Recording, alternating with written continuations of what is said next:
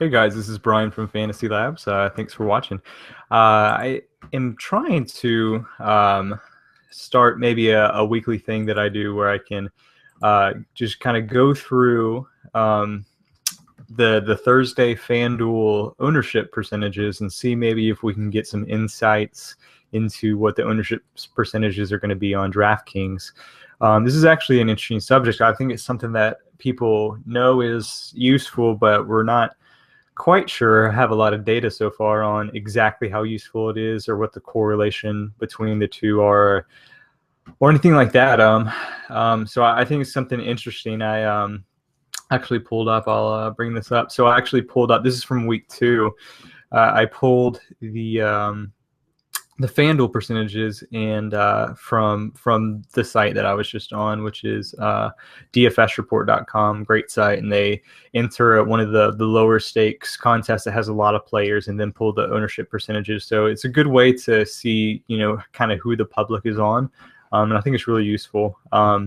So I did this last week, and then I also added in the ownership for players on DraftKings and the Millie Maker. And as you can see, some of them are a little off, but as you can see, like Drew Brees, he's the highest owned, and even though he's a lot higher owned on DK, and his price was a little depressed on DraftKings, he was still the highest one. So some of them are a little off, but you can still see, Carlos Hyde was fairly similar. That a lot of these are kind of close. So I would imagine the correlation is not perfect, obviously, but I think it's actually, fairly useful. There's probably going to be discrepancies between some players on FanDuel and DraftKings. So the question is going to be, if we try to project, which I have these two columns and I just haven't figured it out yet. I'm going to try to create a model and do all that. Is how to remedy the differences between these two. So I think if we think about what the difference is between Thursday and Sunday, we can in the sites we can kind of get an idea and start to sort out what the differences are and why maybe ownership would be different on one site from another from Thursday to Sunday. So I think the first one, and we saw this last week, is injuries. We had Alshon Jeffrey, who is questionable to play, and he was in FanDuel lineups, and Martellus Bennett obviously was as well. But then after that Thursday lock, they came out that Alshon was not going to play, which obviously meant that he was in no lineups on DraftKings, which is obviously going to kind of minor bump up wide receivers because obviously it takes a player out of the player pool. But also we saw Martellus Bennett on DraftKings, his percent owned doubled. It was from about 7% to about 15%. So obviously that's a big factor. Another one is site pricing. We have on Fantasy Labs, we have the bargain rating for both DraftKings and FanDuel.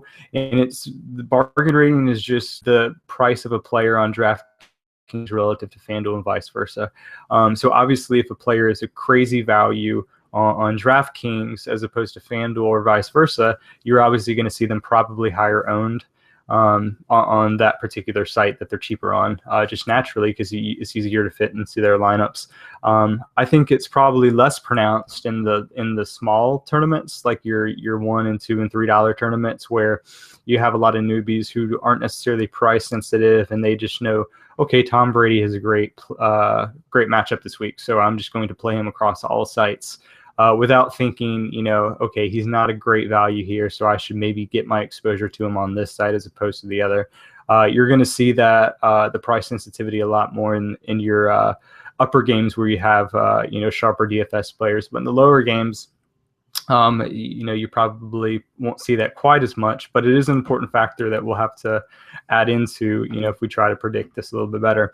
And the other is site positions. Obviously, DraftKings doesn't have a kicker and has a flex instead, so that's going to change because you probably want to get in a high end running back in your cash games and probably high end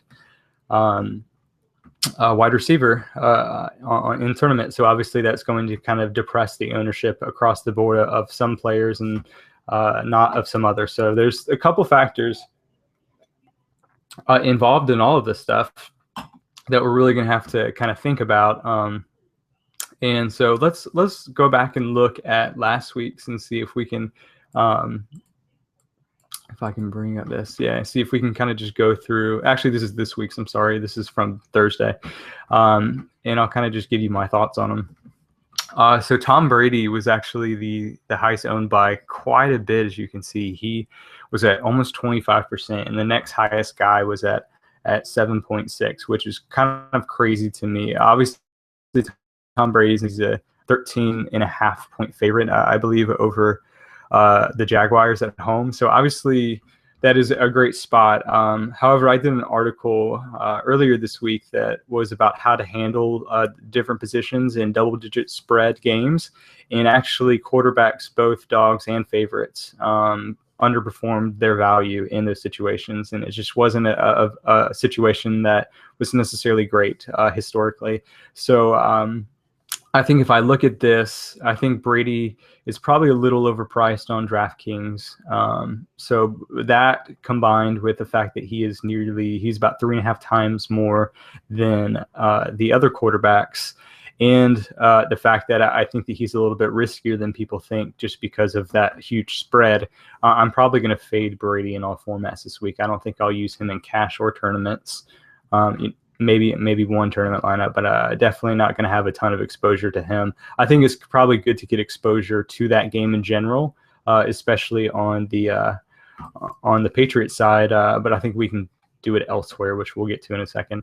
Carson Palmer is also a great play. He's just been really solid the last couple of weeks. The Arizona offense has looked amazing. Carson Palmer is probably one of my one or two guys that I'll use in cash games. So I think that, he's the next highest owned, so he's high up the list, but it's not like he's crazy high owned just because so many people are on Brady. So I really like Palmer there. Cam Newton's interesting. He has that floor because of running. Foles, I really like him. There's been a lot of talk on Foles all week. I know we had Graham Barfield, who is a great fantasy writer, wrote an article about trends, and one of them was about Foles. And I think that he is a really interesting tournament play. And if I can get him at 2.3%, maybe pair him up with Jared Cook, I really like that. And even Matt Ryan's a little interesting. Anytime you can get a guy who can throw the ball a lot, or really just any elite player, and you can get them for 1% owned, even in a bad matchup, it's kind of worth a shot in a tournament. The running backs were really interesting to me. Le'Veon Bell is back from his suspension, and he was the highest owned, which is a little surprising to me. I guess maybe not completely. I figured he would be up at the top, but I guess maybe it's just the fact that I think a lot of the top-end running backs have struggled early on this year, meeting value and just kind of letting people down. So I think a lot of people are excited that Bell, who just crushed in fantasy last year, is back, and I think that they view him as a really safe option, which he is. I agree on that. So they're going to plug him in, especially in cash games, and I don't hate that. I don't hate him as a play. I think he's going up against a tough run defense in the Rams, who have probably the best front four in football, but that is interesting. The most interesting thing to me was right here, Marshawn Lynch at 8.3. So this is a guy that I've written a bunch about this week because he's kind of the biggest wild card for me. There's such huge favorites at home. Seattle is over the Bears. They're almost 15-point favorites. So there's a blowout factor. There's just a lot of risk but also a lot of value. And so this has been kind of weighing on my mind, and I figured he would be way up there. I figured he would be kind of Brady level at 25 to 30%, or even where Carlos Hyde was last week, who is at 35% as the highest end running back. I figured that would be Marshawn this week. That's what I kind of predicted before I saw this. So to see 8.3%, I think I'm changing my tune on Marshawn, actually. So I think that he's low enough, and I think maybe the public is down on him enough where I'm probably going to use him in every cash game. And before I was probably going to fade him in tournaments because I figured he would be at that Carlos Hyde, Tom Brady level of 25 to 35. But seeing him at 8.3, I'm probably going to use him as a foundation of a lot of my tournament lineups as well. So I think you got to be flexible and be able to pivot throughout the week as you get incoming data. And that is a way that I'm going to be flexible and do that is when I see this and I see the public maybe not is on a player as much as I think they should be, then I will have more shares. If I think if public is way too much on a player that I don't think they should be, like Brady above, then I reduce my shares. So that's kind of how I approach it. One more interesting thing was Jeremy Hill, I think, is a little interesting this week. He's actually lower than Gio. I think that might be a little overreaction, just because he had those fumbles and then Gio came in and ran all over the place. But I think there's not necessarily a huge reason to think that Jeremy Hill won't come back. They said, his coach came out and said this week that every game's a new game. We'll come back in, and I'm not convinced that they're going to have a split or anything like that. I think Jeremy Hill could very well come back and be the lead work back and get a ton of touches. I'm not sure that it's like an amazing chance, but at 2.4% with a guy who has a ton of skill and has a lot of upside, I don't mind taking that chance in a tournament, because that could really lead to a lot of value for set. I like here at 3 as well. Moving on to wide receiver, Edelman is way too high for me. Obviously, he's in that great matchup, and he's just targeted a ton. I think he's fine and safe in cash games, just because he got 19 targets last week in the Patriots game. So he's just going to get a ton of receptions and just provide. He just has a ridiculous floor. Him and Antonio Brown have probably the safest, highest floors in fantasy. So I think that's both of them are fine for cash games. I don't mind Antonio Brown even at this level for tournaments, just because he has 3 touchdown potential, 200-yard potential upside. But Edelman at this price, I just don't want him at that price and at that ownership level in tournaments. So I'm probably going to fade him and Brady in tournaments. Again, I'll probably have some exposure to the Patriots, and it's probably going to be in the form of this guy Gronk. So we'll get to him in a second, but just wanted to kind of go through Marshall. Even at 17%, I know that's seems a little high because he's up there. Even at 17%, I think he's in such a good spot that I still love him at 17.1%. I'll have him probably in cash and tournament lineups all over the place. Demaryius Thomas, I'm going to have tons of Demaryius this week at 7.1%. Give me all Demaryius. He's going to be in a ton of my lineups. On Wednesday, Tank, who is former NFL safety and is on our weekly Wednesday podcast where we break down the slate, was talking about Fitzgerald and Brown and the Cardinals offense. And he was talking about the fact that Fitzgerald had those 3 touchdowns, but it really is, wide receivers, we don't necessarily think about their matchups for specific corners as much as probably we should. And he was talking about their matchup this week. Their corners are really set to be physical and deal with a bigger guy in Fitzgerald, as opposed to kind of a smaller, shifty, quick guy like Brown. So while Fitzgerald is going to be heavily targeted by Palmer, they have a rapport. We know that. So I think Fitzgerald has some safety in a cash game, but I really love Brown as a tournament play. I think if I had to guess which one would have the bigger game in a tournament and has the most upside, I would go Brown. And at 4.5%, I really like that. Stevie Johnson I really like as well, especially with Ladarius Green possibly being out. So that's kind of my thoughts on wide receivers. Tight end, I don't mind Gronk even at this price, just because he has that elite upside that no one else does. I think maybe it probably should be even higher. I know he has a crazy high price tag on DraftKings. He's over at $7,500 or so. But I don't mind that, especially since the prices of these other tight ends are so low because DraftKings reduced their tight end salary floor, that you can fit in some other tight end and still get Gronk in your flex. And at his price, he's probably an elite wide receiver, and he's still priced down from those elite wide receivers. So I don't mind Gronk in a flex. I really like these 2 guys in the middle. Jared Cook, I think, is going to see a lot of targets with Foles. I really like a Foles-Cook stack. Ebron has been seeing a lot of targets in the red zone. He's had touchdowns the last 2 games. And so these guys, especially at their 1% and 2% ownership, I really like. And again, I don't mind pairing them with Gronk as the flex.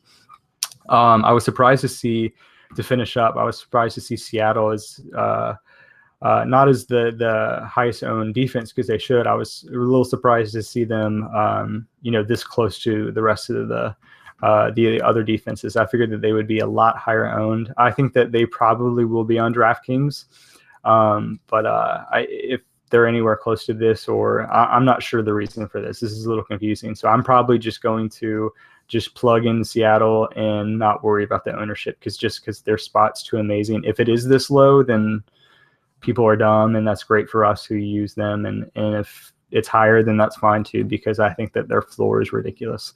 So yeah, so I think that's kind of my thoughts. Again, I'm going to try to work through, I'm going to pull the ownership from the Millie Maker this coming week and compare it to this and see if, what correlations they are. And I think I'm going to try to kind of use maybe our bargain rating and some other factors and try to predict this a little bit better of where players are going to be on DraftKings. Again, we have some factors that we have to deal with, but I think that something that maybe we could figure out. So I might do a video like this or an article, probably a video. Try to do a little more videos about the Thursday ownership percentages and just my thoughts on them, especially as I kind of work through trying to predict them a little bit better. But let me know your thoughts. Obviously I won't do videos or anything like that if you guys don't find it interesting or like them. But if you do like them or find it interesting or useful or anything, let me know, and I'll keep on doing them, and we'll make it a weekly thing. And as always, if you want to try Fantasy Labs or get a pro membership, which I obviously suggest you should as well, you should download our new application. It's just search Fantasy Labs at iTunes.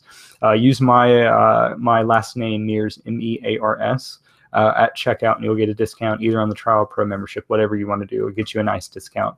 So go do that. Thanks for watching, and let me know again if you find it useful.